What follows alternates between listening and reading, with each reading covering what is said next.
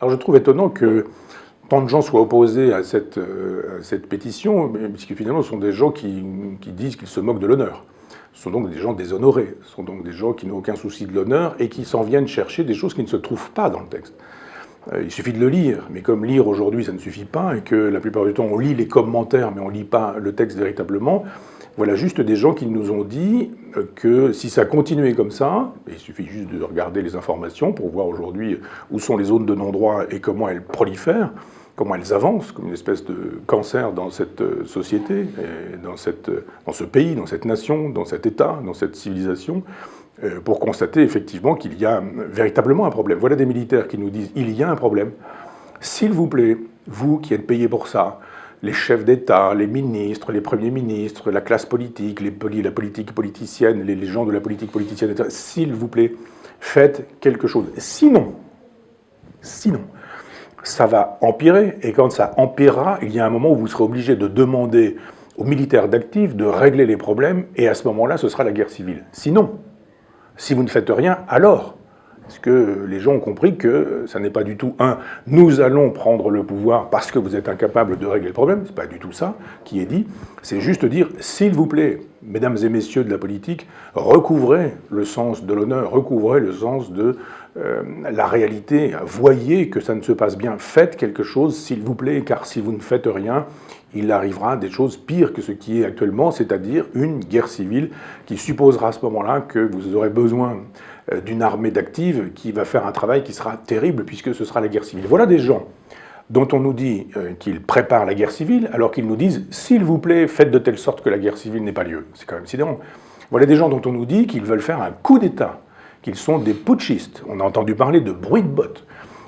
Alors qu'ils nous disent juste « on est juste inquiets ». Alors on nous dit « mais les militaires, normalement,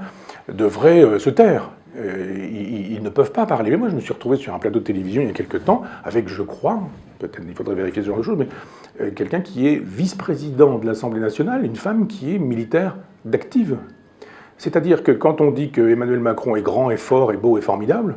quand on adhère à La République En Marche, quand on a un poste majeur, puisqu'on est vice-président de l'Assemblée nationale, là on a le droit. C'est-à-dire qu'on a le droit d'être militaire. Cette femme est militaire, elle a le droit de dire « oh, Macron est grand »,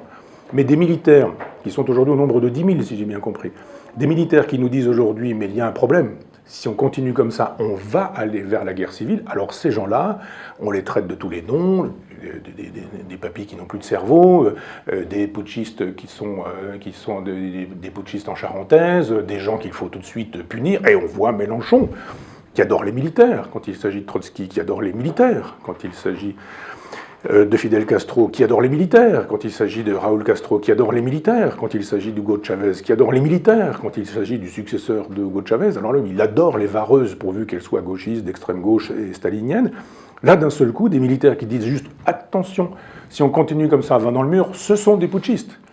Et puis tous ces gens qui nous disent « oh, mais on a bien compris quand même, ça a été publié à une date extrêmement précise, ça renvoie aux putschistes d'Alger ». Non, ce sont des gens qui ont découvert ça le jour du putsch d'Alger et qui n'ont pas compris que c'est pas parce qu'ils ont découvert ça le jour du putsch d'Alger que le monde tournant autour d'eux, ça a été publié pour faire hommage, pour rendre hommage au putsch d'Alger. C'était un texte qui circulait bien avant ça et indépendamment du putsch d'Alger. Mais il a fallu évidemment dire que